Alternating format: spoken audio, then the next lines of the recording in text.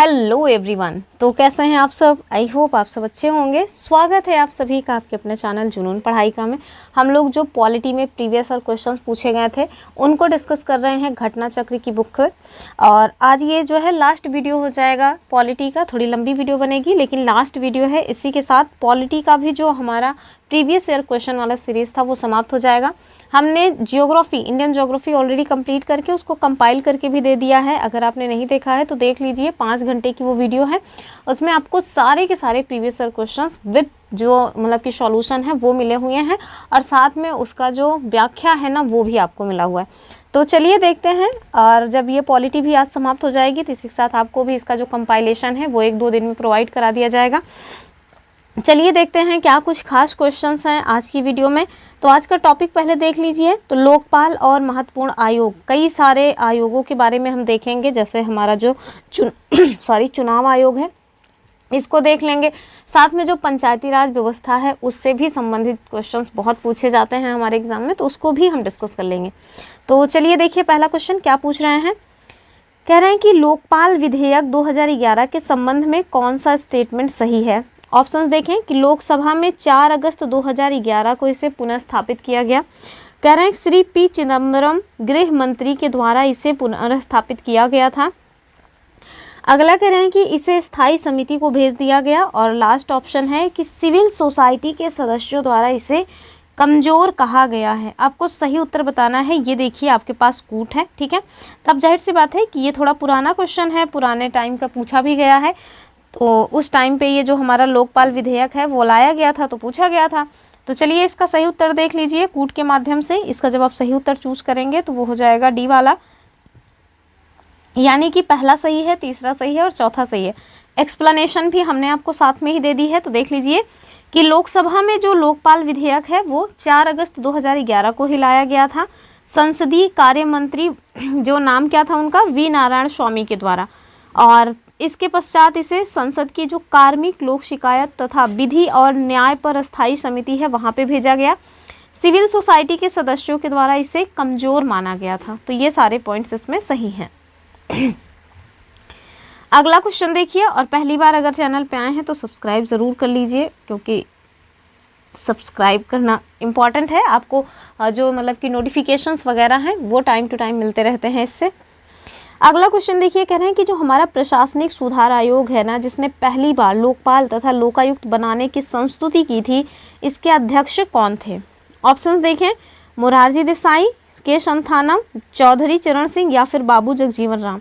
तो ये जो प्रशासनिक सुधार आयोग था जिसने पहली बार लोकपाल तथा लोकायुक्त बनाने की मतलब की संस्तुति की थी, इसके अध्यक्ष कौन थे। तो उस टाइम की बात की जा रही है तो जाहिर सी बात है कि हो जाएगा मोरारजी देसाई, ठीक है। तो प्रथम प्रशासनिक सुधार आयोग की जो स्थापना है वो आप देखिए कि जनवरी 1966 में हुई थी। और इसके जो मतलब कि अध्यक्ष थे वो थे मोरारजी देसाई। 1967 में मोरारजी देसाई के देश के जो उप प्रधानमंत्री है, जब वो उप प्रधानमंत्री बन जाते हैं तो उसके बाद फिर जो मतलब कि इसके अध्यक्ष हैं वो कौन बन गए थे, तो बन गए थे के हनुमंथैया। कौन बने हैं, के हनुमंथैया, ठीक है। यानी कि जब ये आयोग बना तब तो मोरारजी देसाई ही इसके मतलब कि हेड थे, यानी कि अध्यक्ष थे। लेकिन बाद में 1967 में मोरारजी देसाई जो है वो उप प्रधानमंत्री देश के बन गए। तो उसके बाद जो इसके अध्यक्ष हैं वो कौन बन गए, के हनुमंथैया बन गए। उसके बाद देखिए 1970 में इस आयोग ने अपनी जो रिपोर्ट है वो प्रस्तुत कर दी। और इस आयोग ने पहली बार लोकपाल तथा लोकायुक्त बनाने की जो संस्तुति है वो पेश की थी, ठीक है। तो ऑप्शन इसका क्या हो जाएगा, Morarji Desai, option A. Next question देखें। अगले क्वेश्चन में कह रहे हैं कि संविधान पुनरीक्षण के लिए नियुक्त राष्ट्रीय आयोग से संबंधित निम्नलिखित कथनों पर आपको विचार करना है। पहला कथन क्या है कि जो इसकी रिपोर्ट है वो अनुशंसात्मक प्रकृति की होती है, यानी कि बाध्यकारी टाइप की नहीं होती है। इसकी नियुक्ति संसद के अनुमोदन से हुई है। तीसरा कह रहे हैं इसकी अध्यक्षता जस्टिस M.N. वेंकट चलैया कर रहे हैं। और लास्ट में ये देश की सामाजिक आर्थिक आवश्यकताओं पर अपना ध्यान केंद्रित करेगा। हमें बताना क्या है, हमें बताना है कौन सा स्टेटमेंट इसमें सही है। तो देखिए इसका पहला और तीसरा के लिए जो है सही हो जाएगा, ठीक है। पहला सही है और तीसरा सही है, बाकी सब गलत हैं। चलिए इसकी एक्सप्लेनेशन भी देख लीजिए। तो संविधान पुनरीक्षण के लिए जो आयोग है इसकी नियुक्ति कब की गई थी? तो 22 फरवरी सन 2000 को। किसके अध्यक्षता में? तो जस्टिस MN वेंकटचलैया की अध्यक्षता में। केंद्रीय सरकार के द्वारा इसकी अध्यक्षता, मतलब कि इसका जो गठन है ना वो केंद्र सरकार के द्वारा किया गया था, संसद के द्वारा नहीं किया गया था। और हमारे क्वेश्चन में क्या कह रहे थे कि संसद के द्वारा इसका जो गठन है वो किया गया था, इसी वजह से वो स्टेटमेंट रॉन्ग था। इसका जो कार्य था वो क्या था? संविधान के बीते जो 50 वर्ष हैं उनके कार्यान्वयन की समीक्षा करना और आज के समय में प्रभावशीलता का आकलन करना। आयोग ने जो अपनी अंतिम रिपोर्ट है वो 31 मार्च 2002 को पेश की थी।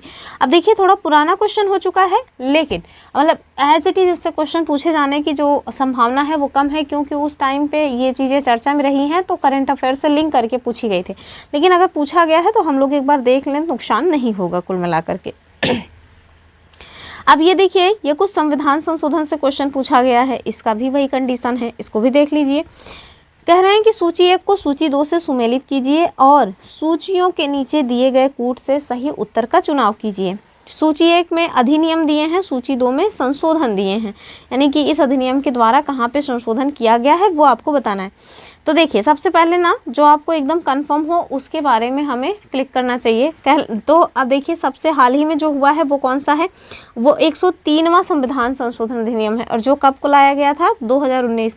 और इसमें आप देखिए कि अनुच्छेद 15-16 में संशोधन किया गया था, उसमें जो 15(4) और 16(4) है इस तरह के क्लॉजेज जोड़े गए थे। संबंधित किससे है? तो EWS को जो 10% आरक्षण दिया गया है उससे रिलेटेड है। तो सबसे पहले तो हम इसी को मैच करेंगे। तो देखिए क्या आपको कहीं पर भी D का 4 दिखाई पड़ रहा है? एक ही में दिखाई पड़ रहा है, देखिए एक ही में है। और इसी की वजह से कुल मिलाकर के ना ये क्वेश्चन जब पूछा गया था वो आपसे यही जानना चाह रहे थे, क्योंकि वो हाल ताज का मामला था 103वां संविधान संशोधन अधिनियम। तो क्या आपको 103वें संविधान संशोधन के बारे में पता है कि नहीं? कुल मिला के ये आपसे वो जानना चाह रहे थे। इसी वजह से अगर आपको एक ही पता है तो आपका जो उत्तर है वो आसानी से बन जा रहा है। ठीक है, चलिए देख लीजिए। तो जो हमारा संविधान का 94वां संशोधन है वो अनुच्छेद 164 में उसने संशोधन किया है। अधिनियम 2006 मतलब कि संविधान का जो 94वां संशोधन है ये कब का है? 2006 का है। और कहाँ पे इसने संशोधन किया है? तो 164 में। जो 95वां संशोधन है इसने अनुच्छेद 334 में जो है संशोधन किया है। आगे देख लीजिए, आगे नहीं दिया है तो यहाँ पे हम लोग देख लेते हैं इसको मैच करके ही। ठीक है, तो एक सेकेंड, इसको मैच करेंगे तो क्या हो जाएगा? तो आप देखिए जो 96वां संविधान संशोधन है ना यही वाला बचा हुआ है, 2011 में आया था। और ये 8वीं अनुसूची में जो है इसने क्या किया है? कुछ चेंजेस किया है। फिर लास्ट कौन सा बचा है हमारे पास? और वो है अपना कौन सा करवा दिए थे? 103वां बता दिए, C भी बता दिए, 95वां भी बता दिए। ठीक है, 95वां भी बता दिए। अब बचा कौन सा? 94वां, ये वाला बचा हुआ है। तो ये जो 2006 में लाया गया था और कहाँ पे इसने जो है मतलब कि संशोधन किया है? तो 164 में। तो इसका उत्तर अब पहले ही बता दिए हैं, इसका जो है सॉल्यूशन भी बता दिए। चलिए अगले क्वेश्चन को देखिए। ये क्वेश्चन तो मेरे ख्याल से सबको पता ही होगा। कह रहे हैं कि भारतीय संविधान का अनुच्छेद 370 किससे संबंधित है? ऑप्शंस देखें, जम्मू कश्मीर, सिक्किम, नागालैंड या फिर मणिपुर। तो जाहिर सी बात है कि अपना जम्मू कश्मीर जो है ना वो रिलेटेड है अनुच्छेद 370 से। हालांकि अभी जो है अनुच्छेद 370 के तहत जो जम्मू कश्मीर को विशेष राज्य का दर्जा मिला हुआ था वो समाप्त हो चुका है। अब वो एक मतलब एक का है, 2 यूनियन टेरिटरी में परिवर्तित हो चुका है। एक तो जम्मू कश्मीर है और दूसरा जो है लद्दाख है। तो देखिए भारतीय संविधान के अनुच्छेद 370 के अंतर्गत जम्मू कश्मीर राज्य को विशेष दर्जा दिया गया था। 6 अगस्त 2019 को संसद की संस्तुति से राष्ट्रपति के द्वारा एक अध्यादेश जारी किया गया 2019 में, और जम्मू कश्मीर राज्य की जो विशेष स्थिति थी ना इसको मतलब कि समाप्त कर दिया गया। और जम्मू कश्मीर पुनर्गठन अधिनियम 2019 के तहत ही आप देखिए कि जम्मू कश्मीर और लद्दाख इस तरह के 2 यूनियन टेरिटरीज जो है वो बना दिए गए हैं। तो अभी जो जम्मू कश्मीर है वो क्या है? वो राज्य नहीं है, अभी वो यूनियन टेरिटरी है। अगला क्वेश्चन देखिए, कह रहे हैं कि किसी राज्य लोक सेवा आयोग के कार्यों को निम्नलिखित में से किस एक के अनुमोदन से संघ लोक सेवा आयोग को सौंपा जा सकता है? ऑप्शंस देखें। कह रहे हैं भारत के मुख्य न्यायाधीश, तो उनसे क्या ही मतलब होगा? प्रधानमंत्री से भी मतलब नहीं है, लोकसभा अध्यक्ष भी नहीं होगा। अब देखिए राष्ट्रपति हो जाएगा। ठीक है, तो भारत के जो राष्ट्रपति हैं वही इससे रिलेटेड हो जाएंगे। संविधान का जो अनुच्छेद 315 का क्लॉज 4 है उसके तहत राज्यपाल की सिफारिश पर राष्ट्रपति के अनुमोदन से किसी राज्य लोक सेवा आयोग के कार्यों को संघ लोक सेवा आयोग को सौंपा जा सकता है। संविधान का अनुच्छेद 315 का क्लॉज 1 कहता है संघ के लिए एक संघ लोक सेवा आयोग और प्रत्येक राज्य के लिए एक लोक सेवा आयोग होगा। तो आप देखिए अपने उत्तर प्रदेश में है ना यूपीपीसीएस आयोग, इसी के द्वारा तो जो आरओ का एग्ज़ाम है वो कंडक्ट कराया जाएगा। जो हमारा अपर प्रीलिम्स यानी कि यूपीपीसीएस का एग्ज़ाम होता है, प्रीलिम्स मेंस इंटरव्यू सब, वो भी इन्हीं के द्वारा ही कंडक्ट कराया जाता है। तो ये सब कहाँ पे प्रावधान किया गया है? तो अनुच्छेद 315 के क्लॉज 1 में। अगला देखिए, कह रहे हैं कि संघ लोक सेवा आयोग अपना वार्षिक जो प्रतिवेदन है वो किसको सौंपता है? ऑप्शंस देखें, प्रधानमंत्री, बिल्कुल नहीं, राष्ट्रपति, लोकसभा अध्यक्ष या फिर गृह मंत्री। तो आप देखिए बी वाला हो जाएगा, अर्थात राष्ट्रपति को इनके द्वारा जो अपना प्रतिवेदन है वो सौंपा जाता है। चलिए आगे देखिए कहाँ पे इसके बारे में प्रावधान किया गया है। तो जो हमारा अनुच्छेद 323 का क्लॉज 1 है ना, ठीक है, कहाँ पे? तो जो हमारा आर्टिकल 323 का क्लॉज 1 है, इसके अनुसार संघ लोक सेवा आयोग का ये कर्तव्य है कि वह राष्ट्रपति को आयोग के द्वारा जो भी कार्य किए गए हैं उनके बारे में वार्षिक प्रतिवेदन दे, और इसको फिर राष्ट्रपति एक ज्ञापन पत्र यानी कि एक मेमोरेंडम सहित संसद के प्रत्येक सदन के समक्ष प्रस्तुत करेंगे। और फिर उसके बाद क्या होगा, मतलब कि इन ज्ञापन पत्र में उन विषयों का उल्लेख किया जाता है जिसमें आयोग की जो सिफारिशें हैं उनको स्वीकार नहीं किया गया, साथ ही उन सिफारिशों को भी जो ना मानने के कारण, मतलब कि जो नहीं मानी गई हैं उनका कारण क्या रहा है, क्यों नहीं माना गया है, तो ये सारे पॉइंट्स भी उसमें मतलब कि सम्मिलित किए जाते हैं या इनका उल्लेख किया जाता है। ठीक है, तो कहाँ पे ये प्रावधान है? अनुच्छेद 323(1) में कि संघ लोक सेवा आयोग अपना जो वार्षिक प्रतिवेदन है वो राष्ट्रपति के समक्ष रखेंगे, और राष्ट्रपति उसको ले जाकर के कहाँ रखेंगे? तो जाहिर सी बात है संसद के सामने रखेंगे। तो इतने क्वेश्चंस वहाँ से पूछे गए थे। अब हम देखेंगे जो हमारा चुनाव आयोग है, तो देश का ये सबसे मतलब लोकतंत्र को बनाए रखने के लिए सबसे जो महत्वपूर्ण संस्था होती है वो होता है स्वतंत्र चुनाव आयोग, जो स्वतंत्र रूप से निष्पक्ष चुनाव करवाए। तो ये बहुत ही महत्वपूर्ण संस्था है। इसके बारे में देखिए क्या कुछ क्वेश्चंस है, हर साल क्वेश्चन बनते ही हैं इससे। कह रहे हैं कि एक मतलब कि मत देने का अधिकार और निर्वाचित होने का अधिकार भारत में है। कैसा अधिकार है कुल मिलाकर के ये आपको बताना है, मत देने का अधिकार या फिर निर्वाचित होने का अधिकार। ऑप्शंस देखें, मौलिक अधिकार, संवैधानिक अधिकार, प्राकृतिक अधिकार या फिर वैधानिक अधिकार।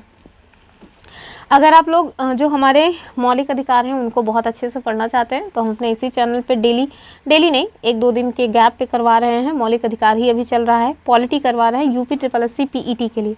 लेकिन जाहिर सी बात है कि अगर आपके भी मतलब कि आपके सिलेबस में है तो आपके भी काम की है, क्योंकि ऐसा थोड़ी ना कुछ स्पेशल UPSSC में बताया जाएगा कि आसमान से आएगा, नहीं, सबका सिलेबस एक ही जैसा है लगभग, तो आप वहाँ भी देख सकते हैं। तो देखिए मत देने का जो अधिकार है वो कौन सा अधिकार है? तो मौलिक अधिकार तो फिलहाल के लिए नहीं है।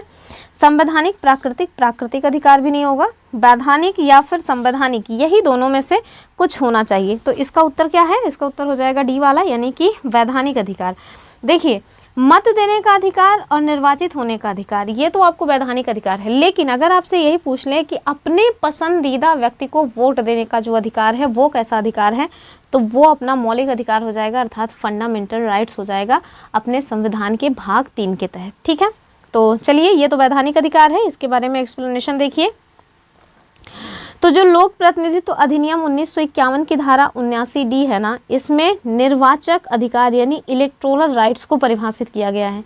इसमें किसी व्यक्ति के किसी चुनाव में एक उम्मीदवार होने या ना होने अथवा उम्मीदवार होने से नाम वापस लेने या ना लेने तथा चुनाव में मतदान करने या मतदान करने से अलग रहने के जो अधिकार हैं उसको सम्मिलित किया गया है। ज्योति बसु और अन्य बनाम देवी घोषाल एवं अन्य वाद में सर्वोच्च न्यायालय ने निर्वाचित होने के अधिकार को विधिक अधिकार के रूप में घोषित किया है। तो मामला भी याद रख सकते हैं आप। इसी प्रकार लोक प्रतिनिधित्व अधिनियम 1951 की जो धारा 62 है उसमें मताधिकार का वर्णन किया गया है। सर्वोच्च न्यायालय द्वारा भी मताधिकार को विधिक अर्थात वैधानिक अधिकार घोषित किया गया है। अतः स्पष्ट है कि भारत में जो मताधिकार और निर्वाचित होने का अधिकार है वो एक विधिक या वैधानिक अधिकार है।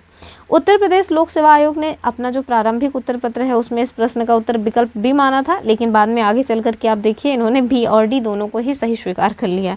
तो इस तरह की जो चीज़ें हैं वो उनके द्वारा की जाती रहती हैं। ठीक है, अब संवैधानिक अधिकार माने जाने के पीछे का रीज़न यही है क्योंकि अनुच्छेद जो हमारा 326 है ना, वो वोट देने के अधिकार की बात करता है।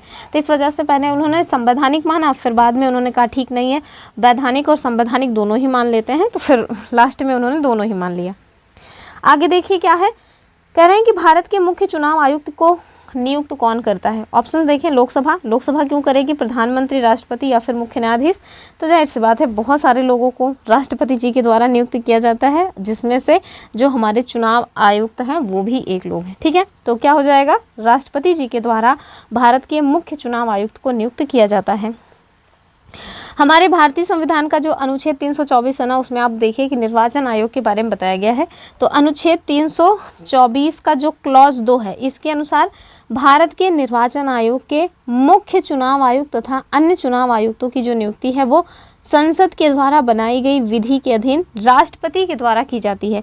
भारत के प्रथम जो मुख्य चुनाव आयुक्त थे वो थे सुकुमार सेन, और अभी कौन है आप मुझे कमेंट करके बताइएगा। 3 लोग हैं, 3 लोगों का नाम बताइएगा। ठीक है आगे देखिए, कह रहे हैं कि भारत के निर्वाचन आयोग के कार्य क्या हैं, आपको ये बताना है। पहला, संसद एवं राज्य के विधानमंडलों के सभी चुनाव कराना। तो संसद और राज्य के विधानमंडल के चुनाव कराना, ठीक है। फिर क्या कह रहे हैं, राष्ट्रपति और उपराष्ट्रपति के पद के लिए चुनाव करवाना। अच्छा, फिर क्या कह रहे हैं, किसी राज्य में स्वतंत्र और निष्पक्ष चुनाव के लिए अनुकूल दशा न होने पर राष्ट्रपति शासन लगाए जाने की संस्तुति करना। कभी आपने सुना है कि इस तरह का जो काम है वो चुनाव आयोग के द्वारा किया गया, तो ये तो नहीं होगा। फिर कह रहे हैं निर्वाचन सूचियां तैयार कराने के कार्य का निरीक्षण, निर्देशन और नियंत्रण, और आपको सही उत्तर का चयन करके बताना है। तो क्या हो जाएगा इसका उत्तर, पहला भी सही है, दूसरा भी सही है, तीसरा गलत है, चौथा भी सही है। अर्थात 1 2 4 जहाँ पे होगा वो सही हो जाएगा। 1 2 4 कहाँ पे है, बी वाले में। ठीक है, ऑप्शन बी। फिर कह रहे हैं निम्न में से कौन सा चुनाव निर्वाचन आयोग के द्वारा संपादित नहीं किया जाता है, ये आपको बताना है। तो लोकसभा का चुनाव तो निर्वाचन आयोग ही कंडक्ट कराता है, राज्यसभा का भी, राष्ट्रपति का भी।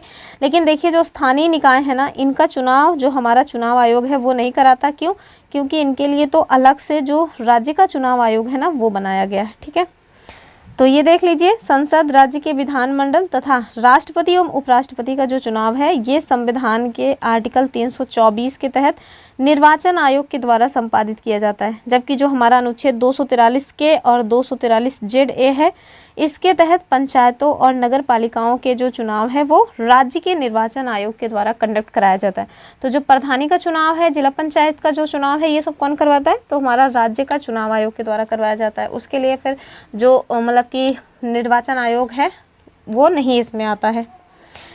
अब हम संविधान संशोधन से जो क्वेश्चंस पूछे गए हैं उन्हें भी देख लेते हैं। पहला क्वेश्चन क्या है कि संविधान में संशोधन की पहल की जा सकती है, कहाँ पे की जा सकती है, ये क्वेश्चन यूपीएससी तक ने पूछा हुआ है। ऑप्शन देखें, केवल लोकसभा, केवल राज्यसभा, केवल राज्य की विधानसभा या फिर संसद के किसी सदन में। तो देखिए जो हमारा संविधान है उसमें संशोधन ना राज्य की विधानसभाओं में तो बिल्कुल नहीं होगा, तो इसको तो पहले ही निपटा दीजिए। अगला देखिए, अगला कह रहे हैं केवल लोकसभा में, तो नहीं, केवल लोकसभा नहीं होगा, केवल राज्यसभा भी नहीं होगा। आप देखें कि संसद के किसी भी सदन में हो जाएगा, यानी कि चाहे लोकसभा हो चाहे राज्यसभा हो, कहीं पर भी संविधान संशोधन की पहल जो है वो की जा सकती है। तो देखिए भारत में संविधान संशोधन की जो प्रक्रिया है, संसद के किसी भी सदन, चाहे लोकसभा हो या चाहे राज्यसभा हो, कहीं से भी इसको मतलब कि स्टार्ट किया जा सकता है। इसका जो उल्लेख है, तो आप देखिए संविधान संशोधन जो है वो हमारे संविधान के भाग 20 के अनुच्छेद 368 में किया गया है। तो वही कह रहे हैं कि इसका उल्लेख संविधान के अनुच्छेद 368(2) में किया गया है। तो किसका, कि जो मतलब कि संविधान में संशोधन है उसको कहीं से भी शुरू किया जा सकता है, चाहे लोकसभा हो या फिर राज्यसभा हो। इसका प्रावधान कहाँ है, 368 के क्लॉज 2 में। कह रहे हैं किंतु संशोधन के लिए प्रत्येक सदन के विशेष बहुमत की आवश्यकता होती है, यानी कि ऐसा नहीं है कि जहां से स्टार्ट हुआ वही सर्वे सर्वा हो गया, नहीं, दोनों ही सदनों को मतलब कि दोनों ही सदन जो है अगर विशेष बहुमत से पारित करेंगे तभी संविधान में संशोधन होता है। और भारत देश के भीतर जो संविधान संशोधन की प्रक्रिया है वो हमने कहाँ से लिया है, ये क्वेश्चन ऑलरेडी पूछा जा चुका है। ये हमने दक्षिण अफ्रीका के संविधान से लिया हुआ है। ठीक है, कहाँ से, दक्षिण अफ्रीका के संविधान से। अगला क्वेश्चन देखिए, कह रहे हैं कि जो संविधान का 52वां संशोधन हुआ था वो कब हुआ था, ये आपको बताना है। ऑप्शंस देखें, दल बदल मतलब कब नहीं, किससे रिलेटेड है? दल बदल से, आरक्षण से, निर्वाचन से या अल्पसंख्यकों के संरक्षण से? तो जाहिर सी बात है जो 52वां संविधान संशोधन है ना, ये दल बदल से संबंधित है। आयाराम गयाराम की जो राजनीति थी उसको समाप्त करने और दल बदल को रोकने से संबंधित है अपना 52वां संविधान संशोधन। ठीक है, कब किया गया है ये भी ध्यान रखिए, 1985 में। इस बार अपर प्रीलिम्स जो हुआ था उसमें यही पूछ लिया गया था। एक साइड संविधान संशोधन का नाम दिया गया था 52वां, 86वां, 42वां, और एक साइड जो है ईयर दे दिया गया था कि कौन से ईयर में किया गया था और आपको मैच करना था। तो इस वजह से ईयर भी ध्यान से देख लीजिए। और इसके माध्यम से दल बदल पर रोक लगाना इसका जो है मुख्य उद्देश्य था। इसमें जो 91वां संविधान संशोधन अधिनियम 2003 है उसके द्वारा उसमें भी परिवर्तन किया गया था। ठीक है, अगला देखिए, कह रहे हैं कि सिक्किम एक राज्य कैसे कि कौन से संविधान संशोधन के माध्यम से बना? 30वां, 34वां, 35वां, 36वां। अब जब 34, 35 दोनों दिया रहता है ना तो फिर कन्फ्यूजन बढ़ जाता है। क्यों? क्योंकि देखिए जो अपना 35वां संविधान संशोधन है ना वो सिक्किम से ही संबंधित है और 36वां भी सिक्किम से ही संबंधित है। किंतु अंतर क्या है? अब देखिए थोड़ा सा अंतर है कि 35वें संविधान संशोधन के माध्यम से 1974 में सिक्किम को भारतीय संघ में सह राज्य का दर्जा दिया गया था। ठीक है, 35वां कब हुआ था? 1974 में। इसके माध्यम से सिक्किम को सह राज्य का दर्जा दिया गया। क्या दिया गया? सह राज्य का दर्जा। किंतु जब 36वां संविधान संशोधन हुआ 1975 में तो इसके माध्यम से सिक्किम को भारत संघ के भीतर 22वें राज्य के रूप में जो है मान लिया गया। और जो हमारा सिक्किम है उससे संबंधित अनुच्छेद कौन सा है? तो अनुच्छेद 371 यफ, और इसमें ना कुछ विशेष प्रावधान दिए गए हैं 371 यफ में सिक्किम के लिए। चलिए अगले क्वेश्चन की बात करेंगे। कह रहे हैं कि भारतीय संविधान के प्राधिकृत हिंदी पाठ को निम्नलिखित संविधान संशोधनों में से किसके द्वारा प्रकाशित करने के लिए अधिकृत किया गया? ऑप्शंस देखें, 57वां संविधान संशोधन 1987 या फिर 58वां 1987, 59वां या फिर 60वां। उत्तर क्या हो जाएगा? उत्तर हो जाएगा बी वाला, यानी कि 58वां संविधान संशोधन 1987। ठीक है, तो भारतीय संविधान के प्राधिकृत जो हिंदी पाठ है इसको 58वें संविधान संशोधन अधिनियम 1987 के द्वारा प्रकाशित करने के लिए अधिकृत किया गया था। इस अधिनियम के द्वारा संविधान के भाग 22 में अनुच्छेद 394 को अंतः स्थापित कर राष्ट्रपति को संविधान के मूल पाठ का अब तक किए गए संशोधनों सहित हिंदी में अनुवाद प्रकाशित करने का जो प्राधिकार है वो दिया गया था। ठीक है, चलिए अगले क्वेश्चन की बात करेंगे। क्या कह रहे हैं? कह रहे हैं कि 1993 में निम्नलिखित में से कौन सी भाषा 8वीं अनुसूची में सम्मिलित नहीं की गई थी? ठीक है, तो आपको बताना है कि जो हमारा 1993 में संविधान संशोधन हुआ था उसमें कौन सी भाषा को हमारी 8वीं अनुसूची में नहीं सम्मिलित किया गया था। तो अब देखिए सबसे लास्ट में जो भाषाएं हमारे संविधान में सम्मिलित हुई हैं संविधान की 8वीं अनुसूची में, वो कब हुई हैं? तो इसी 2002 में हुई हैं। नहीं 2002 नहीं, 1993 की बात हो रही है। तो ठीक है, लास्ट में जो हुआ था वो 2002 और 2003 के आसपास हुआ था, 92वां संविधान संशोधन 92वें। ठीक है, और इसमें आप देखिए क्या हुआ था, तो इसमें ना आपको 4 जो लैंग्वेजेस हैं वो ऐड की गई थी जिसको हम लोग BDMS करके याद रखते हैं, और वो क्या है? बोडो, डोगरी, मैथिली, संथाली। तो बोडो, डोगरी, मैथिली, संथाली ये चारों जो है ना ये कब सम्मिलित की गई हैं? तो ये 92वें संविधान संशोधन अधिनियम 2003 के माध्यम से सम्मिलित की गई हैं।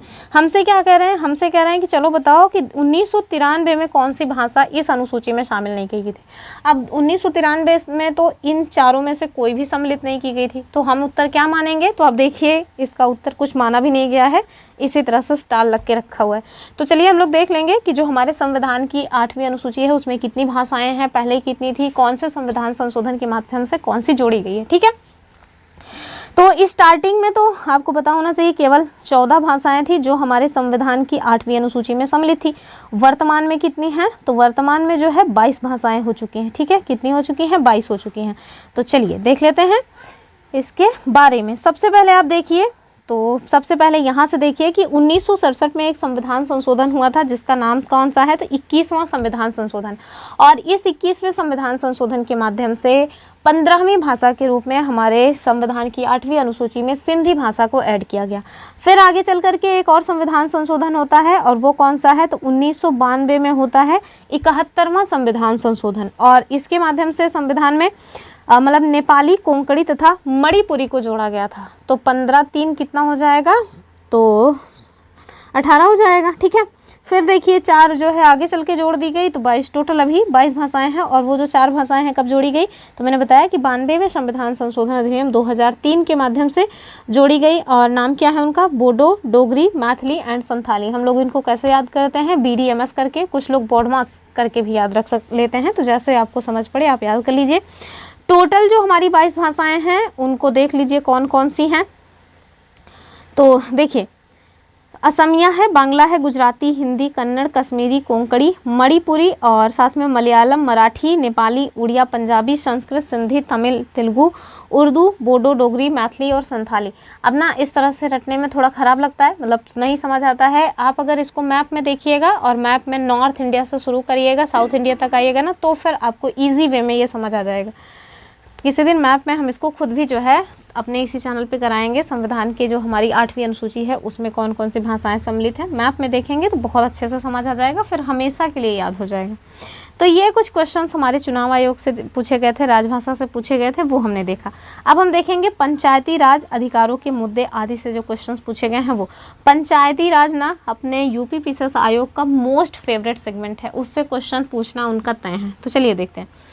पहला देखिए, कह रहे हैं कि पंचायत में जो चुनाव होते हैं कितने वर्ष के लिए होते हैं, अर्थात कितने वर्ष के बाद दोबारा चुनाव होंगे, ये बताना है। प्रत्येक 4 वर्ष, बिल्कुल नहीं, 5 वर्ष, 6 वर्ष, या फिर सरकार की इच्छा अनुसार, मतलब जब मन करे सरकार का तभी करवा ले, ऐसा नहीं होता। 5 वर्ष के लिए आप देखिए जो प्रधान जी लोग हैं वो चुने जाते हैं, उसके बाद फिर से 5 वर्ष बाद चुनाव होता है, ठीक है। तो अनुच्छेद 243 अंगा के अनुसार पंचायतों की अवधि उनके प्रथम अधिवेशन से 5 वर्ष होती है। इस अवधि से पूर्व नए चुनाव कराना आवश्यक होता है। यदि राज्य विधानमंडल के द्वारा पंचायत का समय पूर्व विघटन कर दिया जाए तो विघटन के 6 माह से पहले ही नए चुनाव कराने आवश्यक हो जाते हैं। चलिए अगले क्वेश्चन को देखिए। आपको कथन कारण में क्वेश्चन पूछ रहे हैं। कह रहे हैं कि कथन दिया है कि पंचायतों के प्रधान, प्रमुख तथा अध्यक्ष के पदों में महिलाओं के लिए, जिसमें अनुसूचित जाति और अनुसूचित जनजाति तथा पिछड़ी जाति की महिलाएं सम्मिलित हैं, आरक्षण से उनके क्रियाकलाप में एक सुस्पष्ट परिवर्तन आया है। बात तो एकदम ठीक है। दूसरा कह रहे हैं ग्रामीण क्षेत्र की महिलाएं इस आरक्षण की मांग लंबे समय से कर रही थी। आपको लगता है कि ग्रामीण क्षेत्र की महिलाएं बेचारी ये सब करेंगी, उनको तो पता भी नहीं है कि अपने राइट्स क्या हैं, तो वो मतलब कि कहाँ ये सब करने वाली हैं। तो दूसरा तो गलत हो जाएगा। उत्तर देखिए ए सही है परंतु आर गलत है, ऑप्शन सी। अगला क्वेश्चन देखिए, कह रहे हैं कि पंचायती राज संस्थाओं में महिलाओं के लिए आरक्षित स्थानों यानी सीटों के संदर्भ में सही कथन बताइए।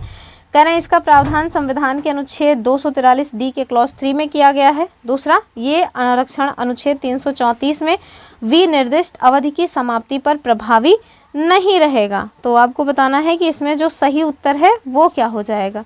तो आप देखिए इसका जो सही उत्तर है वो क्या होगा।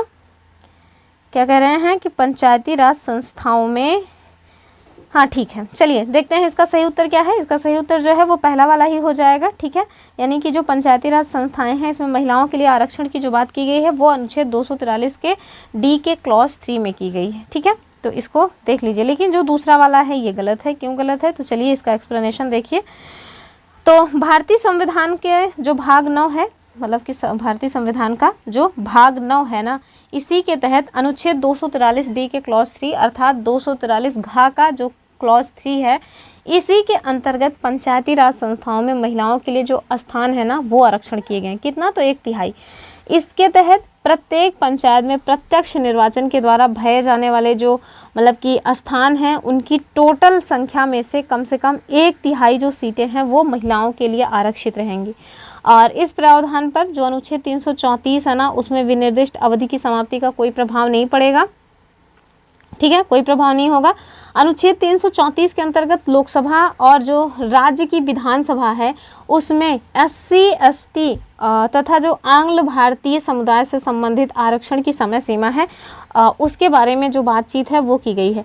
अब देखिए कि इस अनुच्छेद में यानी कि अनुच्छेद 334 में संशोधन करके संसद के द्वारा विधान मंडलों में आरक्षण की जो अवधि है ना उसको टाइम टू टाइम बढ़ाया ही जा रहा है। लेकिन ध्यान रखना है कि 104वें संविधान संशोधन अधिनियम 2019 के द्वारा ये जो एंग्लो इंडियंस के लिए आरक्षण की व्यवस्था थी उसे समाप्त कर दिया गया है। बाकी SC ST के लिए जो रिजर्वेशन था उसको बढ़ा दिया गया, ठीक है। चलिए अगले क्वेश्चन की बात करेंगे। कह रहे हैं कि ग्रामीण स्थानीय शासन का पंचायती राज नामांकन किस भारतीय नेता के सुझाव का परिणाम था? ऑप्शंस देखिए, जवाहरलाल नेहरू, राजेंद्र प्रसाद, मतलब पटेल जी या फिर एम.के. गांधी। तो आप देखिए, पंचायती राज के लिए जो सबसे बड़े पक्षधर थे वो थे महात्मा गांधी, और सबसे ज़्यादा मतलब कि जो खार खाए बैठे थे पंचायती राज व्यवस्था से वो कौन थे? तो वो थे अपने बी.आर. अम्बेडकर जी। ठीक है, तो उत्तर क्या हो जाएगा? डी वाला हो जाएगा। इनको लगता था कि जो मतलब कि मतलब शक्तियाँ हैं ना, वो ग्रामीण स्तर पर भी डिवाइड होना चाहिए, शक्तियों का जो पृथक्करण है वो होना चाहिए, अर्थात ग्रामीण स्थानीय शासन का यानी कि जो पंचायती राज है ना, उसके नामांकन के सुझाव में गांधी जी ने क्या कहा कि गांधी जी को ऐसा लग रहा था कि गांव को न केवल आर्थिक रूप से बल्कि राजनीतिक और प्रशासनिक रूप से भी आत्मनिर्भर बनाना चाहिए, और इसी वजह से वो मतलब कि परेशान थे कि गांव में पंचायती राज जो व्यवस्था है उसको लागू किया जाए और वयस्क मताधिकार पद्धति के द्वारा चुनाव वगैरह करा करके और जो शक्तियाँ हैं उसको वहाँ पर भी बांटी जाए। ठीक है, आगे कह रहे हैं कि पंचायती राज की अनुशंसा किसने की थी? ऑप्शंस देखें, भारत सरकार अधिनियम 1935, तो लग रहा है आपको कि इसके द्वारा किया जाएगा? बिल्कुल नहीं। क्रिप्स मिशन 1942 नहीं। भारत का स्वतंत्रता अधिनियम 1947, ये भी नहीं हो जाएगा। डी वाला हो जाएगा, बलवंत राय मेहता समिति की रिपोर्ट 1957। ठीक है, तो जो बलवंत राय है ना, इन्हें पंचायती राज व्यवस्था का वास्तुकार और शिल्पीकार कहा जाता है। अपने यहाँ जो पंचायती राज व्यवस्था का त्रिस्तरीय व्यवस्था है ना, जिसमें आप देखिए ग्रामीण स्तर पर यानी कि सबसे निचले स्तर पर गांव के प्रधान चुने जाते हैं, उससे ऊपरी स्तर पर ब्लॉक के जो प्रमुख हैं वो चुने जाते हैं, और सबसे उच्च स्तर जो ग्रामीण मतलब कि ग्रामीण स्वशासन का है वो क्या है? वो है जिला पंचायत अध्यक्ष। ठीक है, तो ये जो व्यवस्था आपको देखने को मिलती है अपने यहाँ, ये किनसे मतलब कि संबंधित है? इन्हीं बलवंत राय मेहता समिति की रिपोर्ट से ही संबंधित है। ठीक है, तो देखिए बलवंत राय मेहता ने नवंबर 1957 में पंचायती राज पर अपनी सिफारिश जो है वो प्रस्तुत की। इसमें इन्होंने प्रजातांत्रिक विकेंद्रीकरण की सिफारिश की, जिसके अनुसार 3 स्तरों पर पंचायती राज संस्थाओं का गठन होना है, जिला स्तर, ब्लॉक स्तर और ग्राम स्तर पर। सबसे निचला स्तर है ग्राम स्तर, सबसे उच्च स्तर है जिला स्तर। ठीक है, तो ये देख लीजिए। और आगे देखिए, कह रहे हैं कि किस पंचायती राज लागू किया गया? तो अभी हमने देखा बलवंत राय मेहता जी की समिति पर ये पंचायती राज जो है लागू किया गया। अब देखिए समितियां, ये समितियां बहुत इंपॉर्टेंट है, इन समितियों से क्वेश्चंस बने हुए हैं, आगे भी बनेंगे। 2021 में इसी का क्रोनोलॉजी पूछ लिया था, तो ये वाला देख लीजिए, फिर उसके बाद जब आपको ईयर पता रहेगा तो क्रोनोलॉजी तो अपने आप ही हो जाएगा। तो देखिए कौन सी समिति जो है कब बनाई गई थी। अगर आपको ईयर वगैरह ना भी पता हो, ये पता हो कि कौन सी समिति पहले की है कौन सी बात की, तब भी चीज़ें थोड़ा इजी हो जाएंगी। जैसे देखिए सबसे पहले जो मतलब गठित की गई थी समिति ना, वो तो थी बलवंत राय मेहता समिति अर्थात बी.आर. मेहता। तो आप देखिए सबसे पहले इन सब में क्या होगा, 57, 86, 77 और 88 में, जाहिर सी बात है 57 होगा। तो पहला तो यही हो गया, यानी कि बी.आर. मेहता समिति 1957 में गठित की गई। फिर देखिए अगला क्या है दूसरी जो समिति गठित की गई थी ना, वो थी अशोक मेहता समिति, और अशोक मेहता समिति दूसरी है, तो इसका मतलब जाहिर सी बात है कि 1977 हो जाएगा। तीसरी जो समिति थी वो थी एल.एम. सिंघवी समिति, और ये हो जाएगा 1986। फिर पी.के. थुंगन समिति, ये हो जाएगा अपना 1988। ठीक है, तो इसका सही उत्तर क्या हो जाएगा कि बलवंत राय मेहता समिति 1957, अशोक मेहता 1977, फिर एल.एम. सिंघवी 1986 और पी.के. थुंगन 1988। तो इसको क्रोनोलॉजी में लगाने को पूछ सकते हैं, जो कि ऑलरेडी एक बार पूछा जा चुका है। चलिए अगले क्वेश्चन की बात करेंगे। कह रहे हैं कि 73वें और 74वें संशोधन निम्न में से किनके सृजन के लिए उत्तरदायी है? तो संविधान में आप देखिए कि एक 73वां और 74वां संविधान संशोधन हुआ, 1992 में हुआ था, 1993 में लागू हुआ था। ये कब हुआ, कब लागू हुआ, ऑलरेडी अपर प्रीलिम्स में पूछा जा चुका है। तो ये किससे संबंधित है, इसमें कौन कौन सी चीज़ें कही गई हैं देख लीजिए। तो राज्य का निर्वाचन आयोग, तो हाँ राज्य का जो निर्वाचन आयोग है वो इससे संबंधित है। जिला नियोजन समिति, राज्य का वित्त आयोग, तो राज्य का जो वित्त आयोग है वो भी इससे संबंधित है। फिर कह रहे हैं कि राज्य संपत्ति कर मूल्य निर्धारण बोर्ड, और ये फिर तो भैया क्वेश्चन का ही कूट दिया हुआ है।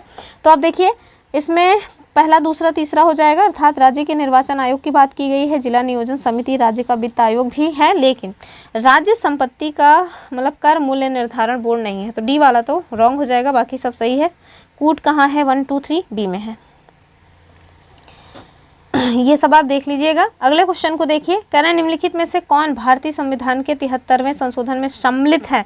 तो 73वां संविधान संशोधन है, अर्थात ग्राम पंचायत से संबंधित हो जाएगा। नगर पंचायत जो है ये 74वां संविधान संशोधन है।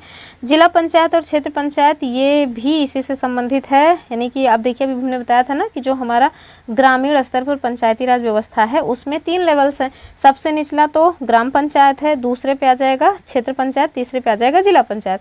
तो इसका जो सही उत्तर है क्या हो जाएगा, पहला, दूसरा, तीसरा। और नगर पंचायत जो है वो 74वें संविधान संशोधन अधिनियम 1992 से संबंधित है। तो 1, 2, 3 कहाँ है, बी में।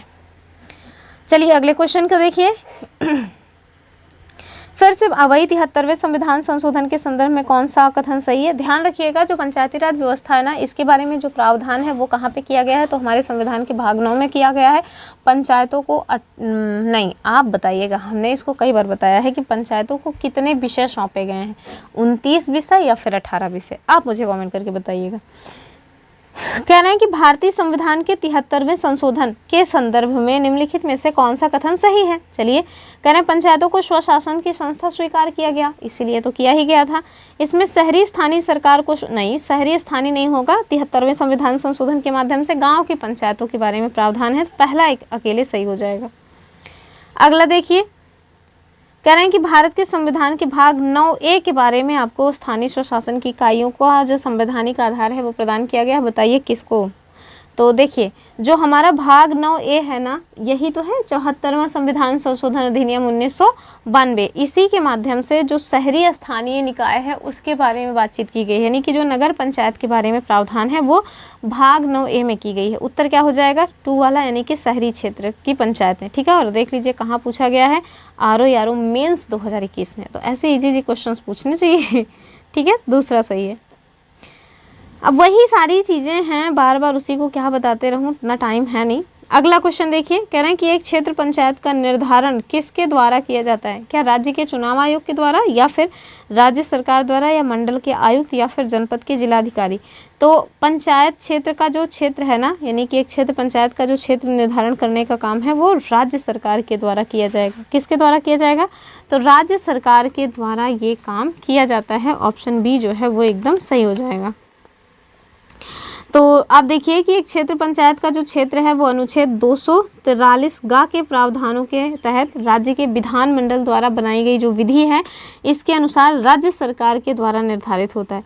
अनुच्छेद 243 गा का जो क्लॉज 2 है ये बताता है कि किसी पंचायत के सभी स्थान पंचायत क्षेत्र के प्रादेशिक निर्वाचन क्षेत्रों से प्रत्यक्ष निर्वाचन द्वारा चुने गए व्यक्तियों के द्वारा भरे जाएंगे और इस प्रयोजन के लिए प्रत्येक पंचायत क्षेत्र को प्रादेशिक निर्वाचन क्षेत्रों से ऐसी रीति से विभाजित किया जाएगा कि प्रत्येक निर्वाचन क्षेत्र की जो जनसंख्या है उसको आवंटित स्थानों की संख्या से अनुपात समस्त पंचायत क्षेत्रों में यथासंभव एक ही हो। ठीक है, तो ये कुछ पॉइंट्स हैं, इनको देखिए।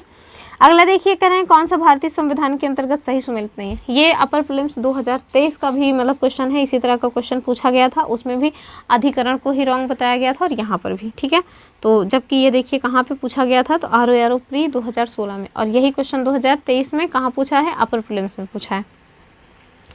तो देखिए पंचायतों के बारे में कह रहे हैं कि भाग 9 में है, बिल्कुल ठीक है। नगर पालिका भाग 9 का में है, सहकारी समितियां 9 खा में है। अधिकरण को कह रहे हैं कि भाग 10 में है, जबकि अधिकरण आप देखिए भाग 10 में नहीं है। अगर आप भागों की जो वीडियोस हैं उनको देखना चाहते हैं तो मैंने अपने इसी चैनल पे करवाया हुआ है, आप उसे ज़रूर देखिए। तो आप देखिए जो अधिकरण है ना, इनके बारे में जो प्रावधान है वो कहाँ पे है, तो जो अधिकरण है ये मेरे ख्याल से भाग 14 का में होना चाहिए। कहाँ पे है, कहाँ गया क्वेश्चन, कहाँ गया, ये तो कहाँ पे है अधिकरण, भाग 14 का में। कहाँ पे, भाग 14 का या भाग 14A में है अधिकरण के संबंध में जो प्रावधान है वो। ठीक है, तो पंचायतों को देख लिया हमने, भाग 9 में है और इसे 73वें संविधान संशोधन अधिनियम के माध्यम से जोड़ा गया। जो नगर पालिका है 9 का में है और ये 74वें संविधान संशोधन अधिनियम के माध्यम से जोड़ा गया। फिर आप देखिए जो सहकारी समितियां हैं इनको कौन से संविधान संशोधन के माध्यम से लाया गया है, तो 97वां जो संविधान संशोधन अधिनियम 2011 है ना, उसके तहत इसको लाया गया और संविधान में भाग 9 खा जोड़ा गया। फिर आता है अपना अधिकरण, और अधिकरण जो है ये भाग 14A में है। ठीक है, कहाँ पे है, भाग 14 में। ठीक, अब वित्त आयोग के बारे में कह रहे हैं कि राज्य वित्त आयोग का गठन भारतीय संविधान के अंतर्गत किया गया जाता है। तो जो हमारा मतलब कि पंचायती राज व्यवस्था है ना, उसी में आपको देखिए मतलब बताया गया है अनुच्छेद 243 में क्या बताया गया है कि राज्य का अपना एक वित्त आयोग होगा। तो 243 कहाँ है, बी में। चलिए अगले क्वेश्चन को देखिए। और अब कुछ वर्गों के लिए जो विशेष उपबंध है हमारे संविधान के अनुच्छेद नहीं भाग 16 में, कहाँ पे, भाग 16 में। तो ये कुछ वर्गों के लिए विशेष उपबंध से संबंधित है। चलिए इनसे क्या क्वेश्चन पूछे गए हैं उन्हें देखिए। कह रहे हैं कि अनुसूचित जनजातियों के लिए राष्ट्रीय आयोग गठित करने का प्रावधान किस अनुच्छेद में है। ऑप्शंस देखिए, अनुच्छेद 338 का, 337, 338 या 39। जाहिर सी बात है उत्तर ए वाला हो जाएगा, यानी कि 338 का में। तो भारतीय संविधान का जो अनुच्छेद 338 है ना, इसी के तहत अनुसूचित जाति और राष्ट्रीय आयोग यानी कि राष्ट्रीय अनुसूचित जाति आयोग तथा अनुच्छेद 338 का के तहत अनुसूचित जनजाति के लिए राष्ट्रीय अनुसूचित जनजाति आयोग का गठन किया गया था 89वें संविधान संशोधन 2003 के द्वारा। ठीक है, तो इसको याद रखिएगा। और इन सब के जो अध्यक्ष वगैरह हैं वो सब भी क्वेश्चन बन जाता है मिसलेनियस में, उनको भी देख लीजिएगा। कह रहे हैं कि भारतीय संविधान का भाग 16 किससे संबंधित है। अभी हमने देखा कुछ वर्गों के लिए विशेष उपबंध से संबंधित है। ऑप्शन अगला क्वेश्चन देखिए कि लोकसभा में जो एंग्लो इंडियन समुदाय हैं इनके प्रतिनिधित्व के लिए जो प्रावधान है किस अनुच्छेद के अंतर्गत किया गया था। हालांकि अब समाप्त हो चुका है, लेकिन पहले था तो जाने रहिए कि 331 में जो प्रावधान था वो कहाँ पे किसके लिए था, तो एंग्लो इंडियन समुदाय का। अब समाप्त कब हुआ है, तो 104वें संविधान संशोधन अधिनियम के माध्यम से इसे खत्म कर दिया गया है। अब हम लोग देखेंगे मिसलेनियस टाइप के जो क्वेश्चन इससे पूछे गए हैं। पहला क्या है कि भारतीय संविधान का कौन सा अनुच्छेद लोकसभा एवं विधानसभा के प्रतिनिधियों को निर्वाचित करने अर्थात वयस्क मताधिकार का अधिकार प्रदान करता है। ऑप्शन देखें 326, 325, 324 और लास्ट ऑप्शन क्या है 323। तो इसका उत्तर क्या हो जाएगा, इसका उत्तर आप देखिए ए वाला हो जाएगा, यानी कि अनुच्छेद 326 यही आपको बताता है कि जो मतलब कि चुनाव में वोट करने का अधिकार है वो आपको मिला है। तो भारतीय संविधान के भाग 15 के अंतर्गत अनुच्छेद 326 के तहत लोकसभा और प्रत्येक राज्य की विधानसभा के लिए निर्वाचन वयस्क मताधिकार के आधार पर किए जाने का प्रावधान है। उत्तर ए वाला हो जाएगा। लेकिन अभी मैंने आपको बताया ना कि जो ऐसा है कि आप अपने मनपसंद व्यक्ति को ही वोट करिएगा, ये अधिकार एक तरह का मौलिक अधिकार है, जबकि चुनाव में पार्टिसिपेट करने का अधिकार वैधानिक और संवैधानिक दोनों अधिकार है। अब देखिए अनुच्छेद 326 में बता रहा है तो जाहिर सी बात है संवैधानिक तो होगा ही। कहना है कि नीचे दिए गए कथन में से आपको एक कथन दिया है, दूसरा कारण आपको सही बताना है। ठीक है, देखिए कहना है कि राज्य की कार्यपालिका शक्ति का प्रयोग संसद के कानून तथा राज्यों में लागू कानूनों का अनुपालन सुनिश्चित करने हेतु होता है। अच्छा, दूसरा क्या कह रहे हैं, दूसरा कह रहे हैं अपनी कार्यपालिका शक्तियों का प्रयोग करके भारत सरकार राज्यों को आवश्यक निर्देश दे सकती है। तो दोनों ही बातें सही हैं, दोनों एकदम पॉजिटिव सोच रख रहे हैं। तो उत्तर क्या हो जाएगा कि दोनों सही भी हैं और आर जो है ना वो एक ही व्याख्या भी कर रहा है। अगले क्वेश्चन को देखिए और ये कह रहे हैं कि चलो आप बताओ कौन सा सही सुमेलित नहीं है। तो केंद्रीय अन्वेषण ब्यूरो 1963 में स्थापित किया गया, तो ये तो ठीक है। सतर्कता आयोग 64 में, ये भी ठीक है। भ्रष्टाचार निवारक जो अधिनियम है या भ्रष्टाचार निरोधक जो कानून है कह रहे हैं कि 1985 का है, जबकि ये 1985 का ना होकर के कब का है, 1988 का है। ठीक है, और प्रवर्तन निदेशालय जो है ये कब का है, तो प्रवर्तन निदेशालय 2000 का ना होकर के 1956 का है। तो ये दोनों इसमें रॉन्ग है। और लेकिन आप जानते ही हैं कि एग्जाम में तो आपको केवल एक ही गोला भरना रहेगा, लेकिन इन दोनों का ही इसमें रॉन्ग उत्तर दिया है। ठीक है, चलिए अगला देखिए। कह रहे हैं चलो बताओ कौन सा सही सुमेलित नहीं है। तो चलिए पूछिए, हम लोग तो हैं ही बताने को। 2016 री एग्जाम कब हुआ था, 2020 में हुआ था, तब का क्वेश्चन। कह रहे हैं कि अंतर्राज्यीय परिषद 1990, राष्ट्र विकास परिषद 1954, केंद्रीय सतर्कता आयोग 1964 और केंद्रीय मतलब कि राष्ट्रीय मानवाधिकार आयोग 1993। तो अभी हमने देखा ही था अंतर्राज्यीय परिषद 1990 का एकदम ठीक है। राष्ट्रीय विकास परिषद कह रहे हैं 1954, यही गलत है, ये हो जाएगा 1952। केंद्रीय सतर्कता आयोग 1964 ठीक है। मानवाधिकार आयोग 1993 ये भी ठीक है। कह रहे हैं राष्ट्रीय विकास परिषद का गठन कब हुआ। अभी ऊपर देख के आ रहे हैं राष्ट्रीय विकास परिषद का जो गठन है 1952 में हुआ। चलिए अगला देखिए। कह रहे हैं कि निम्नलिखित में से कौन सही सुमेलित नहीं है। कंपनी अधिनियम 2013, तो ये तो ठीक है। फिर क्या है, फिर कह रहे हैं भारतीय संविदा अधिनियम 1870, तो क्या भारतीय संविदा अधिनियम जो है 1870 का है, तो यही गलत है। क्यों, क्योंकि ये 1870 का नहीं 1872 का है। फिर साझेदारी अधिनियम 1932 का है, ठीक है। और वस्तु विक्रय अधिनियम 1930 का है, तो ये सब भी ठीक है, बाकी जो गलत था वो हमने आपको बता दिया। अगला देखिए, कह रहे हैं कि एशियाई विकास बैंक का इंडिया रेजिडेंट मिशन कहाँ अवस्थित है, मुंबई, नई दिल्ली, कोलकाता या बेंगलुरु, तो हो जाएगा बी वाला अर्थात नई दिल्ली में। नेक्स्ट क्वेश्चन देखिए, कह रहे हैं कि दक्षिण एशियाई क्षेत्र के लिए भारत का जो 6 सूत्रीय प्रस्ताव है भारत के किस प्रधानमंत्री के द्वारा प्रस्तुत किया गया था, तो मनमोहन सिंह नहीं होगा, मोदी जी भी नहीं होगा, इंद्र कुमार गुजराल भी नहीं होगा, क्या हो जाएगा सी नरेंद्र मोदी थोड़ी होगा, हम भी क्या बकवास कर रहे हैं, अटल बिहारी वाजपेयी हो जाएगा जी, बी वाला। ठीक है। अब भाजपा के नेता वो भी हैं तो ऐसा थोड़ी ना है कि किसी को भी कर देंगे, हम अमित शाह को कर देंगे, ऐसा नहीं होगा। अटल बिहारी वाजपेयी जी के द्वारा दक्षिण भारतीय क्षेत्र के लिए जो 6 सूत्रीय प्रस्ताव है वो पारित किया गया था। चलिए अगला क्वेश्चन देखिए, कह रहे हैं कि प्राण एवं दैहिक स्वतंत्रता अनुच्छेद 21 है ये के अंतर्गत प्राण एवं दैहिक स्वतंत्रता के संरक्षण का मूल अधिकार आपातकाल में निलंबित नहीं किया जाएगा, तो अनुच्छेद 20-21 जो है वो मतलब आपातकाल में भी निलंबित नहीं किए जाएंगे, ये बात तो ठीक है। कह रहे हैं कि भारत के उपराष्ट्रपति को उनके पद से राज्यसभा के द्वारा पारित किए गए और लोकसभा के द्वारा सहमत किए गए संकल्प द्वारा हटाया जाएगा, ठीक बात है। वर्तमान में राज्यसभा में विपक्ष के नेता अरुण जेटली हैं, ये क्वेश्चन आपके लिए है। ठीक है, आप मुझे कमेंट करके बताइएगा कि वर्तमान में विपक्ष के नेता कौन है। फिर कह रहे हैं योजना आयोग के अध्यक्ष श्री मोन्टेक सिंह आहलूवालिया हैं, तो मोन्टेक सिंह आहलूवालिया, आप ध्यान रखिए कि योजना आयोग के जो अध्यक्ष होते हैं ना वो वही होते हैं जो प्रधानमंत्री हैं। तो क्या आपने कभी किसी मोन्टेक सिंह आहलूवालिया को एज अ मतलब प्रधानमंत्री, एज अ प्राइम मिनिस्टर देखा है अपने भारत देश में? नहीं देखा होगा। ठीक है, तो मोदी जी के पहले तो मतलब कांग्रेस का शासन था, तो जाहिर सी बात है कि ये यहाँ पे गलत है। ठीक है, मोदी जी के पहले योजना आयोग था, नीति आयोग बन गया मोदी जी के आने के बाद। तो फिर भी आप जानिए कि मोन्टेक सिंह आहलूवालिया ये गलत है, कभी भी ये इसके अध्यक्ष नहीं थे।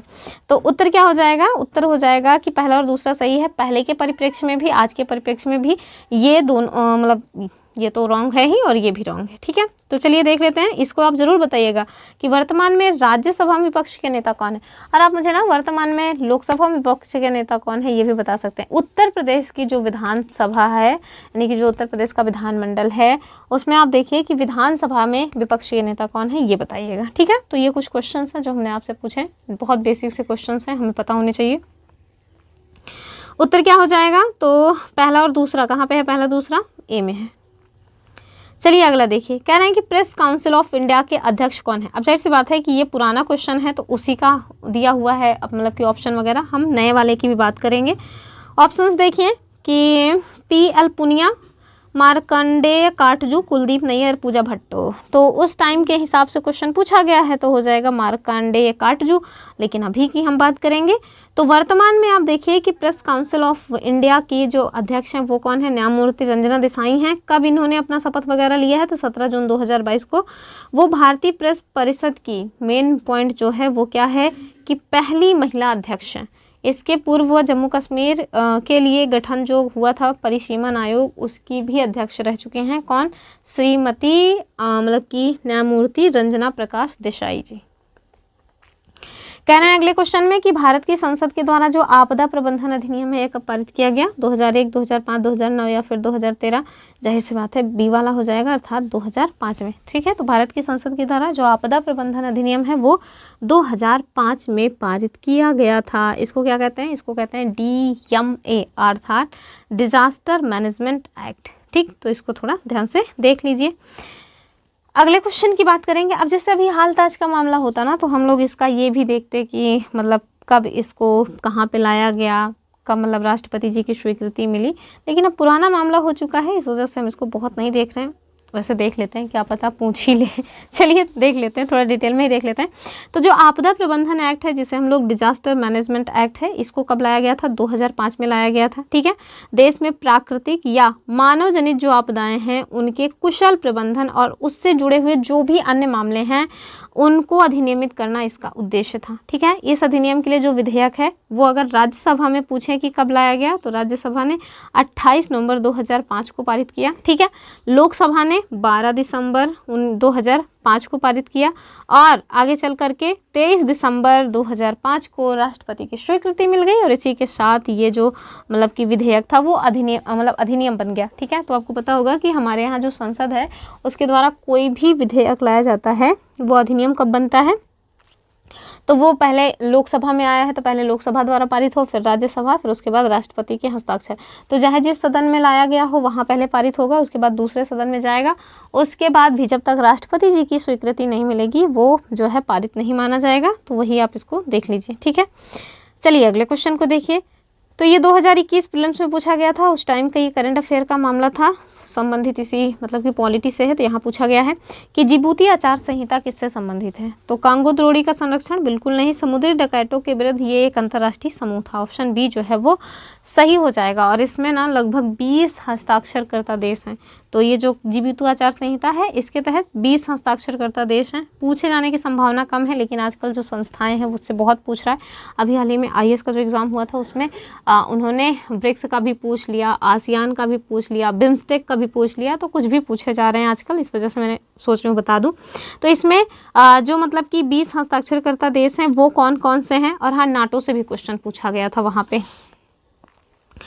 तो अभी देखिए जिबूती है, इथियोपिया, केन्या भी है, मेडागास्कर है, मालदीव्स है, Seychelles, Somalia, Tanzania, Yemen, Comoros, मिस्र, Eritrea, Jordan, Mauritius, Mozambique, Oman, Saudi Arab, दक्षिण अफ्रीका, सूडान, UAE, ठीक है। और भारत देश की अगर बात की जाए तो ये अगस्त 2020 में पर्यवेक्षक यानी ऑब्जर्वर के रूप में यहाँ पे शामिल हुआ था, ठीक है। तो इसको थोड़ा मतलब देख लीजिए। ज़्यादातर जो कंट्रीज़ हैं वो आपको कहाँ से मिलेंगी? अफ्रीका और जो अपना सऊदी अरब अर्थात क्या बोलते हैं उसको, अरब कंट्रीज़ हैं वो। अगला देखिए, कह रहे हैं निम्नलिखित में से किसे द्वितीय पीढ़ी का मानवाधिकार कहा जाता है? अब देखिए इसका भी उत्तर उनके द्वारा सही नहीं बताया गया है आयोग के द्वारा। काम का अधिकार, शिक्षा का अधिकार, स्वतंत्रता या फिर समता का अधिकार। तो इसको हम लोग डायरेक्ट एक्सप्लेनेशन ही देखेंगे। तो संयुक्त राष्ट्र संघ की जो मानवाधिकार के सार्वभौमिक घोषणा है 1948, इसके अनुच्छेद, कौन सा अनुच्छेद? अपने भारत के संविधान का अनुच्छेद नहीं, जो सार्वभौमिक घोषणा UNO की है उसके अनुच्छेद 1 से 21 तक उल्लिखित जो अधिकार हैं उन्हें प्रथम पीढ़ी के मानवाधिकार समझा जाता है, जबकि अनुच्छेद 22 से 27 तक के उल्लिखित अधिकार को द्वितीय पीढ़ी के मानवाधिकार माना जाता है। अनुच्छेद 23 में काम करने का अधिकार, 26 में शिक्षा का अधिकार मानवाधिकार कहा गया है। अतः प्रश्न के अनुसार काम का जो अधिकार है व शिक्षा का जो अधिकार है दोनों ही द्वितीय पीढ़ी के मानवाधिकार हैं। तो जाहिर सी बात है कि एक ही ऑप्शन आपको गोला भरना रहेगा, दो तो रहेगा नहीं। चलिए अगला क्वेश्चन देखिए। यहाँ आपसे पूछ रहे हैं कि बताइए जो संविधानेतर है ना, इसका मतलब क्या होता है? तो संविधानेतर संस्थाओं के बारे में आपने सुना होगा, यानी कि संविधान से इतर जिनका जो प्रावधान है वो हमारे संविधान में कहीं नहीं किया गया है। तो बताइए वो शक्ति जो संविधान की सीमा का अतिक्रमण करती है? बिल्कुल नहीं। वो शक्ति जिस संविधान के अंतर्गत असाधारण शक्ति प्राप्त है? तो ऐसे कोई शक्ति ही नहीं है। वो शक्ति जो संविधान के सम्मत नहीं है। और अगला कह रहे हैं कि वह अधिकारी जिसमें आपातकाल की घोषणा होने पर राज्य की समझ शक्ति निहित हो? बिल्कुल नहीं। देखिए तीसरा वाला सही हो जाएगा कि वो शक्ति जो संविधान सम्मत नहीं है, ठीक है, यानी कि संविधान से इतर है, संविधान से अलग है। ऑप्शन सी सही हो जाएगा। 10 दिसंबर किसके रूप में मनाया जाता है? मैंने ये क्वेश्चन एक बार पहले भी पूछा था, आप लोगों ने बताया ही नहीं, आज हम ही बता दे रहे हैं कि मानवाधिकार दिवस के रूप में मनाया जाता है। थीम वगैरह देख लीजिएगा, क्या पता पूछ लें। चलिए अगले क्वेश्चन को देखिए। और ये ना ईयर वगैरह दिया हुआ है कि कौन से पद पे जाने के लिए आपको कितनी ईयर की ज़रूरत पड़ती है एज ग्रुप की। तो चलिए डायरेक्ट देख लेंगे, अब बहुत ज़्यादा टाइम भी हो रहा है, वीडियो बहुत बड़ी भी हो रही। तो देखिए अगर आपको भारत का राष्ट्रपति बनना है तो आपको कम से कम 35 साल की उम्र क्रॉस करनी पड़ेगी। फिर अगर आप राज्य की विधान परिषद के सदस्य बनना चाहते हैं तो कम से कम 25 साल तो होना ही चाहिए। विधान परिषद नो, विधान परिषद के लिए ना 30 साल होने चाहिए। क्यों? क्योंकि विधान परिषद राज्य का विधानमंडल का उच्च सदन होता है। विधानसभा के अगर आप मेंबर बनना चाहते हैं तो फिर 25 वर्ष होना चाहिए। जैसे हमारी संसद में लोकसभा और राज्यसभा होता है, लोकसभा निम्न सदन है और राज्यसभा उच्च सदन है, वैसे ही राज्यों में कि विधानमंडल में भी मतलब कि राज्य का विधानसभा और विधान परिषद होता है। तो विधानसभा जो है निम्न सदन कहलाता है, विधान परिषद जो है वो उच्च सदन कहलाता है। तो वैसे ही एज ग्रुप भी बट गया है, बचा 21 वर्ष। तो अगर आप पंचायत के सदस्य बनना चाहते हैं तो भैया 21 साल आपकी उम्र होनी चाहिए, ठीक है। तो इसको मैच कर दिया है हमने, ऑप्शन आप देख लीजिएगा। अगला देखिए, राजनीतिक दल हैं और वर्ष दिया हुआ है। क्रोनोलॉजी भी पूछा जाएगा अब इससे, क्योंकि अब ये वाला इस टाइप का क्वेश्चन पूछ लिया है। अब जो क्रोनोलॉजी है उसको पूछेंगे, तो चलिए देख लेते हैं। और हाँ, थोड़ा जो हमारे यहाँ राष्ट्रीय स्तर की पार्टियाँ हैं उनका जो गठन है उसको देख लीजिएगा। कह रहे हैं कि एक साइड राजनीतिक दल, एक साइड वर्ष, और आपको मैच करना है। तो भारतीय राष्ट्रीय कांग्रेस, तो किसी को कुछ पता हो या ना पता हो, इंडियन नेशनल कांग्रेस सबको पता है। क्यों? क्योंकि 1885 में बनी थी, ठीक है। तो ए का हो जाएगा 3 और ए का 3 देखिए एक ही में दिया है, मतलब वो आपसे कुछ जानना ही नहीं चाह रहे थे, आपसे इतिहास पढ़ाना चाह रहे थे। उत्तर जो है क्या हो जाएगा, पहला वाला हो जाएगा। ठीक है, तो भारतीय जनसंघ का क्या हो जाएगा 1951। साम्यवादी दल का है 1925। AIADMK ये कब का हो जाएगा 1972 का। ठीक है, तो इसका उत्तर क्या हो जाएगा ए वाला। अगला देखिए, कह रहे हैं कि चीन की संसद को किस नाम से जाना जाता है। ऑप्शन देखिए, national assembly, national people's congress, या फिर द नेशनल पार्लियामेंट ऑफ चीन, या the house of democracy of China. तो जाहिर सी बात है कि जो मतलब चीन की संसद है उसे हम किस नाम से जानते हैं, तो चाइना की संसद को हम लोग जानते हैं नेशनल पीपल्स कांग्रेस के नाम से। क्या, नेशनल पीपल्स कांग्रेस। तो जो चीन की संसद है उसका नाम क्या है, नेशनल पीपल्स कांग्रेस। अगले क्वेश्चन की बात करेंगे और कह रहे हैं कि बहुजन हिताय और बहुजन सुखाय ये किसका आदर्श वाक्य है। इस तरह के क्वेश्चन भी पूछे जाते हैं, बीपीएससी टीआरई में भी पूछा गया था। कह रहे हैं कि ऑल इंडिया रेडियो का, दूरदर्शन का, life insurance corporation of India का, या फिर general insurance corporation of India. तो बहुजन हिताय बहुजन सुखाय ये किसका ध्येय वाक्य है, ये हो जाएगा अपना ऑल इंडिया रेडियो का। ठीक है, all India radio AIR, all India rank जो आती है IAS वालों की, तो वही है AIR, यानी कि ऑल इंडिया रेडियो। उनका लोगो, उनका जो ध्येय वाक्य है वो है बहुजन हिताय बहुजन सुखाय। चल, ओहो सॉरी ना कटो। चलो अगला क्वेश्चन देख लेते हैं, लास्ट है ये। तो कह रहे हैं कि भारत सरकार ने protection of plant varieties and farmers right अधिनियम निम्नलिखित में से किस वर्ष पारित किया था। ऑप्शंस देखिए 2001, 2005 या फिर 2015। फिर आप देखिए, कह रहे हैं उपर्युक्त में से कोई नहीं, तो जाहिर सी बात है इसका जो उत्तर है वो क्या हो जाएगा, ए वाला हो जाएगा। मेंस 2021 का क्वेश्चन है कि इस भारत सरकार के द्वारा protection of plant varieties and farmers right अधिनियम 2001 में पारित किया गया था। ठीक है, इसका जो एक्सप्लेनेशन है वो भी देख लीजिए कि भारत सरकार ने protection of plant varieties and farmers right अधिनियम 2001 में पारित किया। यह पौधों की किस्म, कृषकों एवं पौधों के संवर्धन में सम्मिलित लोगों के अधिकारों के संरक्षण के लिए प्रभावी प्रणाली स्थापित करने और कृषि क्षेत्र में नवीन तकनीकों को प्रोत्साहित करने के लिए लाया गया था। ठीक है, तो देख लीजिए इसको। और इसी के साथ जो हमारा पॉलिटी का प्रीवियस ईयर क्वेश्चन हम लोग घटना चक्र से देख रहे थे वो समाप्त होता है। ठीक है, तो चलिए ये रही आज की अपनी वीडियो। आपको इसका कंपाइलेशन यानी कि कंपाइल करके 2-3 दिन में मिल जाएगा, क्योंकि कई सारे पार्ट्स हैं, सबको कंपाइल करना, फिर उसको जो है मतलब एडिट वगैरह करने में समय लगेगा। अगर आप चाहें तो छोटी छोटी वीडियोस में भी देख सकते हैं, और अगर आपका मन करे तो आप बड़ी वीडियो में भी देख लीजिएगा। जैसा कि ज्योग्राफी, इंडियन ज्योग्राफी का हमने कंपाइल करके ऑलरेडी दे दिया है। अगर आपने अभी तक नहीं देखा है तो आपको लिंक इसके डिस्क्रिप्शन बॉक्स में मिल जाएगी, वहाँ से या तो देख लीजिएगा, या फिर हमने प्लेलिस्ट बना के सबकी अलग अलग रखी है, वहाँ से देख ही सकते हैं।